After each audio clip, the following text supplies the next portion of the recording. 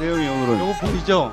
요즘 논란이 있어요. 왜 다른 데는 80%대 중반 또는 혹은 80도 후반까지 나오는데 왜 리얼미터만 앞에 7자가 붙어 있냐고. 그런 얘기가 상당히 많아요. SNS상에서. 문재인 정부의 지지율이 8자가 들어간 여론조사가 많은데 네. 왜 리얼미터는 8, 7, 9 뭐 이런 식이냐. 예, 네. 왜 7자가 들어가냐. 그걸 제가 이유를 설명을 해드리겠습니다. 자, 보십시오.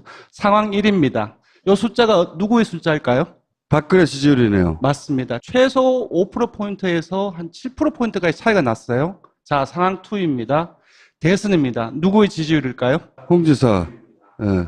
최소 한 3%에서 8%포인트까지 차이가 납니다. 자, 최고는 넘어옵니다. 상황 3입니다. 자, 어디의 지지율일까요? 자유한국당 지지율 같은데? 맞습니다. 최소 한 4%포인트에서 최대 한 9%포인트가 차이가 나요. S기관과 R기관, 이거는 현재의 자유한국당 지지율입니다. S기관과 R기관 같은 경우는 리얼미터하고 상당히 비슷합니다. 그리고 K기관하고 N기관 같은 경우는 한국갤럽하고 상당히 비슷해요. 자, 왜 이런 현상이 나타나느냐? 리얼미터가 조작을 하느냐, 갑자기. 그런 건 아니고요. 사회 전반의 여론이, 그러니까 전반이라면 아주 다수가 한쪽 흐름으로 가고 있을 때, 다는 아니겠죠. 일부 소수는 반대쪽 흐름도 있거든요.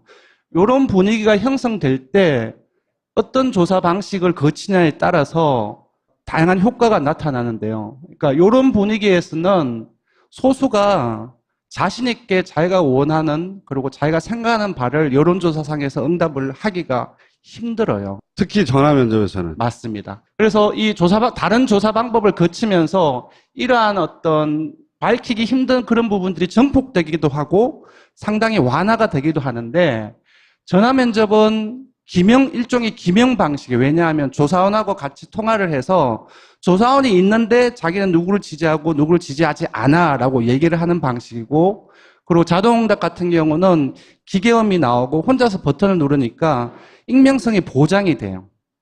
그러니까 이런 두 개를 거치면서 전화 면접 같은 경우는 기본적으로 A 계열, 그러니까 소수의 입장 같은 경우는 잘 자신의 의사 표현을 하기 힘들어요. 자유한국당을 지지한다고 말하는 게 부끄러운 사람들이 갤럽과 리얼미터 조사를 비교해보면 항상 5, 6% 정도는 있다는 거죠. 숨어있는 표인 거죠. 자유한국당은 지지의 내심. 근데 당신 자유한국당 지지합니까? 물어보면 아니요. 창피해요. 부끄럽다는 거죠. 네. 자유한국당 지지자들이 없어진 게 아니고 네. 5% 정도는 숨어있다. 네. 한 네. 2달 전에 홍준표 후보가 몇 프로 득표했는지 아세요? 24% 득표했어요. 갑자기 2달 지났다고 막 이렇게 되는 건 아니라고 생각하거든요. 그래서 이러한 현상이 각기 다른 조사 방법을 거치면서 증폭되는 경우도 있다는 거죠. 그래서 이 리얼미터의 문재인 대통령 지지율에는 지지하지 않는 자유한국당 지지자들의 수치가 더 많이 반영된 그래서 7자가 붙는다는 거죠. 그러니까 네. 지지를 하지 않으면은 편하게 지지하지 않는다라고 표현하는 것이 한국갤럽의 조사 방식에 비해서는 좀 편하게 얘기를 할 수 있다는 거죠. 쉽게 말씀드리면. 그러니까 리얼미터가 더 정확하다는 얘기예요. 예, 문 대통령의 지지율입니다. 오늘까지고요. 살짝 떨어지고 있긴 하지만 전체적으로 70%대 중반을 넘고 있습니다. 박근혜 대통령이라든지 전 대통령이라든지 그리고 이명박 전 대통령에 비해서 최소한 20%포인트 또는 40%포인트가 높은 상황이고요. 이번 주가 취임 10주 차입니다. 그래서 평균을 내어봤더니 78%가 나왔어요. 그래서 평균을 기준으로 해서 한번 끊어봤더니 역시 문 대통령의 핵심 지지층은 진보하고 중도이고 그리고 호남을 비롯해서 수도권 그리고 40대 이하였습니다. 진폭을 한번 보십시오. 이거는 뭐냐 하면은 최고치하고 최저치를 중간에 격차를 낸 건데요. 한번 보십시오.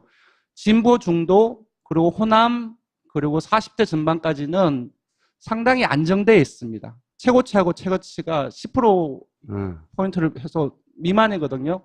근데 반면 보수층 같은 경우는 이거 보십시오. 상당히 불안정해요. TK도 마찬가지입니다. 그리고 60대 이상도 마찬가지입니다. 제가 봤을 때는 기본적으로 문 대통령의 지지율이 출렁거릴 때는 물론 상황에 따라 좀 다르긴 하겠지만 이들 전통적으로 구여권 핵심 지지층들로부터 발생할 가능성이 높다라는 겁니다. 60대 이상, 그 대구 경북 보수층이 빠지면 빠지는 거예요. 전체. 나머지 층들은 사실 큰 진폭 없이 계속 유지된다. 예, 특히 연령층을 한번 보십시오. 상당히 안정되어 있습니다. 그리고 상당히 높습니다. 당분간 좀 안정적인 지지율을 많은 일들이 발생하고 있지만 안정적인 지지율로 높게 가지 않을까 그렇게 예상이 됩니다. 그다음에 이제 정당 지지율. 네, 지난번에는 그 국민의당만 봤는데요. 종합적으로 한번 볼 필요성이 있을 것 같습니다. 화요일까지고요. 지금 여기서 요거 4월 1주차는 기억하시겠어요? 4월 4일께에 전부 다 후보들이 다 확정이 됐어요. 그때부터 보면은 민주당은 아주 강세를 유지를 하고 있고요. 그리고 자유한국당 같은 경우도 올라갔다가 좀 떨어지긴 했지만 계속 완만하게 상승하는 흐름입니다. 그 반면 국민의당 같은 경우는 급정직하를 해서 계속 떨어지고 있고, 그리고 그 제보 조작 사건과 그 이현주 의원 막말 파문 이런 부분들이 영향을 미쳐서 이번 주 같은 경우는 4%대로 다시 떨어졌거든요. 그래서 지금 나머지 정의당이라든지 바른정당 같은 경우는 크게 차이가 없습니다. 그래서 좀 여야 구도가 계속 그 대선 이후에는 유지가 되고 있고, 왜 이걸 보여드리냐 하면은 지금 이제 쟁점은 이제 보수 진영에서는 바른정당하고 자유한국당 중에서 누가 보수층을 가져갈 것인가의 쟁점의 부분이고, 그리고 국민의당이 과연 회생을 할 수 있을까, 그 부분이 쟁점이 되는데요. 지금 TK하고 60대 보수층 같은 경우는 이들을 대상으로 해서 바른정당하고 자유한국당이 싸우고 있는 상황입니다. 그리고 몇 주 전 같은 경우는 TK에서인가요?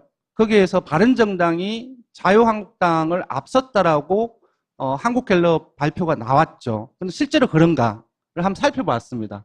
한번 보십시오. 이게 빨간색이 자유한국당이고 밑에 그 하늘색이 그 바른정당입니다. TK 같은 경우는 리얼미터 자료로는 그렇지 않습니다.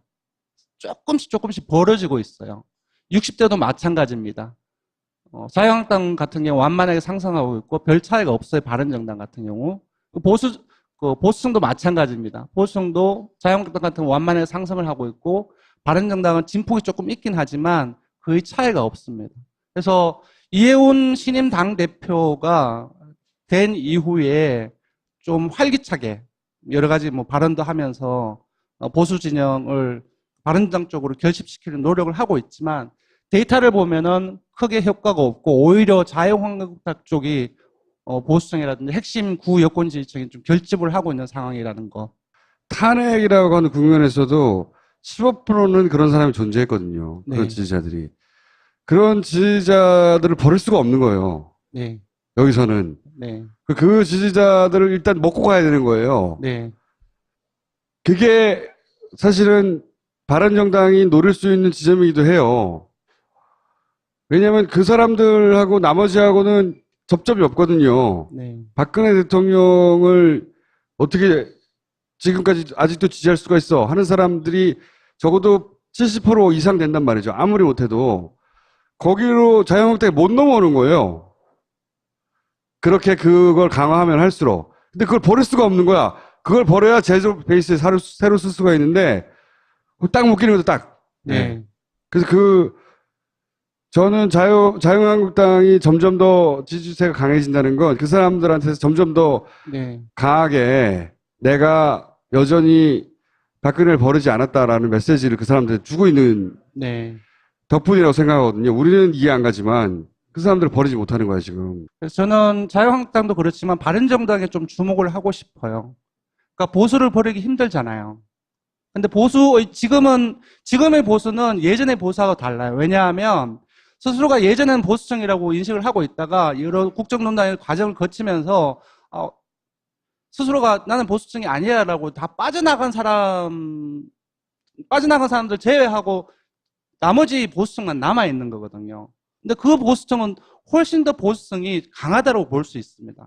그러니까 이런 지금의 보수층을 중심을 두고 그들을 바른정당이 끌어들이려고 노력을 해야 되겠느냐. 과연 여기에 집중해야 되느냐. 아니면 빠져나가서 스스로가 중도층으로 인식하거나 그런 사람들한테 타겟팅을 해야 되겠느냐.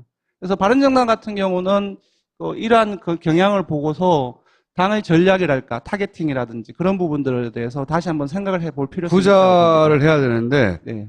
후자에 대한 경험, 노하우가 없어요. 바른정당에. 바른정당은 언제나 자유한국당이 그래왔던 대구에 가고 네. 그리고 60대 이상한테 먹힐 메시지 그걸 가지고 10년 이상 해왔기 때문에 제가 바른정당 홈페이지 들어가서 정강정책을 읽어봤어요. 처음부터 끝까지 꼼꼼하게 읽어봤는데 민주당하고 별 차이가 없어요. 일부를 제외하고, 그러니까 안보 부분, 대북 문제를 제외하고는 민주당하고 차이가 없고 국민당하고도 차이가 없어요. 근데 사실상 현재 전국에서 봤을 때 과연 그런 정강정책대로 가고 있는지 그런 부분들은 다시 한번 봐야 되지 않겠냐라는 생각이 듭니다. 자, 그거는 저희가 조만간 이거 일부러 파파이스 때문에 조사를 한 건데. 5초 내에 얘기해 주세요. 5초 내에. 물어봤습니다. 각각의 정당 지지층별로 어느 정도 강하게 지지하는지를 물어봤어요. 떠날 가능성이 있느냐 이거지 한마디로. 그걸 보기 위해서요. 그러니까 역시 민주당이 가장 높았고요. 꼴찌가 국민의당이에요. 국민의당을 지지한다고 말한 사람 중에서도 예. 국민의당을 강하게 지지하는 사람 숫자 이거밖에 안 된다는 그러니까 거죠. 국민의당을 지지하는 사람들에게 10명 중 한 3명 정도는 계속 갈 가능성이 높고 70%는 상황, 여러 가지 사건에 따라서 빠질 수 있다는 거죠. 그러면은 5% 지금 대략 5%인데 거기서 요거는 한 2주 됐기 때문에 그때는 한 6% 정도 됐습니다. 6%에 30%면 2%잖아요. 예. 2%가 될 수도 있다는 거예요. 예, 그거는 여론조사상에 나오기 상당히 힘든 숫자이긴 하지만 네. 이론상으로는 그렇습니다. 네. 여기까지 하겠습니다. 감사합니다. 고맙습니다.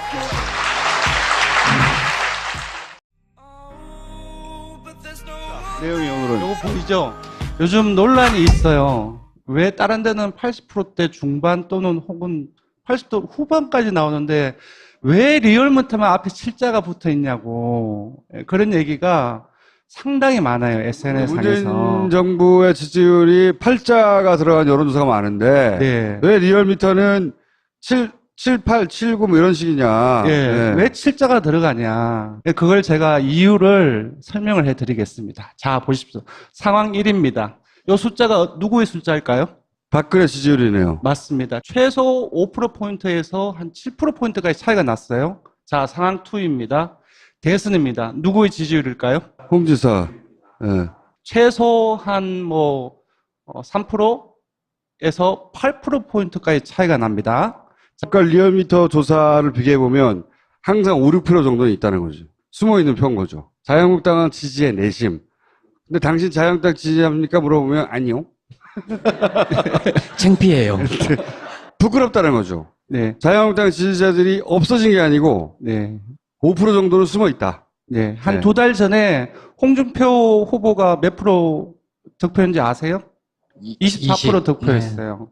갑자기 2달 지났다고 막 이렇게 되는 건 아니라고 생각하거든요. 그래서 이러한 현상이 각기 다른 조사 방법을 거치면서 오케이. 증폭되는 경우도 있다는 거죠. 그래서 이 리얼미터의 문재인 대통령 지지율에는 지지하지 않는 자유한국당 지지자들의 수치가 더 많이 반영된, 그래서 7자가 붙는다는 거죠. 그러니까 네. 지지를 하지 않으면은 편하게 지지하지 않는다라고 표현하는 것이 한국갤럽의 조사 방식에 비해서는 좀 편하게 얘기를 할 수 있다는 거죠. 쉽게 오케이. 말씀드리면. 그러니까 리얼미터가 더 정확하다는 얘기예요. 한마디로. 예, 문 대통령의 지지율입니다. 오늘까지고요. 살짝 떨어지고 있긴 하지만 전체적으로 70%대 중반을 넘고 있습니다. 박근혜 대통령이라든지 전 대통령이라든지 그리고 이명박 전 대통령에 비해서 최소한 20%포인트 또는 40%포인트가 높은 상황이고요. 이번 주가 취임 10주 차입니다. 그래서 평균을 내어봤더니 78%가 나왔어요.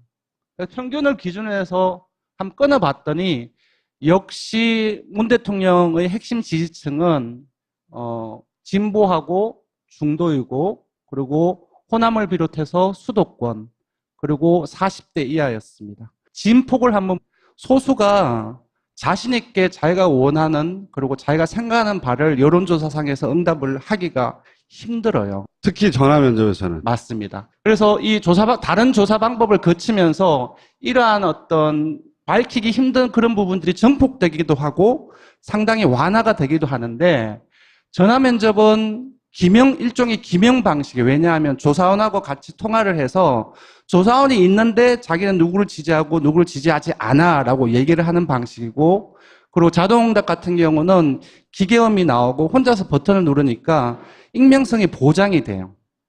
그러니까 이런 두 개를 거치면서 전화 면접 같은 경우는 기본적으로 A 계열, 그러니까 소수의 입장 같은 경우는 잘 자신의 의사 표현을 하기 힘들어요. 자유한국당을 지지한다고 말하는 게 부끄러운 사람들이 갤럽 자, 최고는 넘어옵니다. 상황 3입니다. 자, 어디에 지지율일까요? 자유한국당 지지율 같은데? 맞습니다. 최소한 4%포인트에서 최대한 9%포인트가 차이가 나요.